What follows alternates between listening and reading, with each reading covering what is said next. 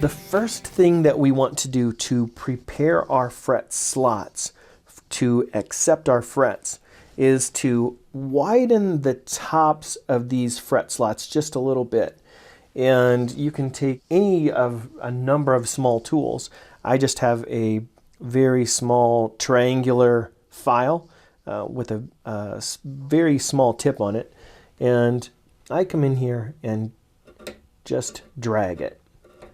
All I'm trying to do is round over the tops of these and the corners of these fret slots so that our barb can go through them a little bit easier, and in hopes that if I have to pull one out, or if someone down the line has to pull one out to do a refret or a repair later, that rounding these off at the tips of these corners will allow that fret to be removed without peeling a bunch of ebony off and making a more difficult repair.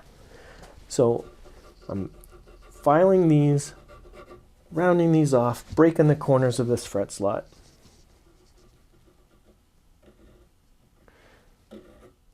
Try not to drag over the side of your binding and dent these very much, because you will be able to see that from the side. Go right up to it, but try not to drag it and dent it.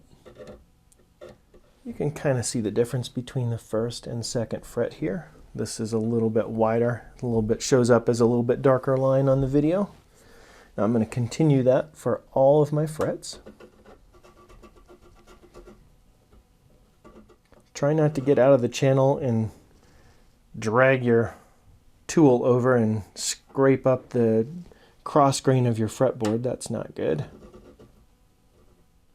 I'm going to continue down the line and do that for all of these frets. Alright, now I have widened the tops of all of my frets, and if you rub your hand down it, you'll feel that most likely they do feel a little bit rough. So I come back and hit it very lightly with my 400 grit on my radius block.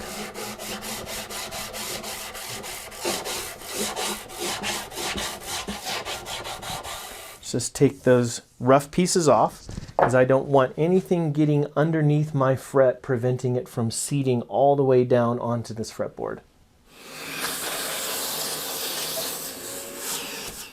Just hitting it with a little bit of alcohol to get some of the dust off of there.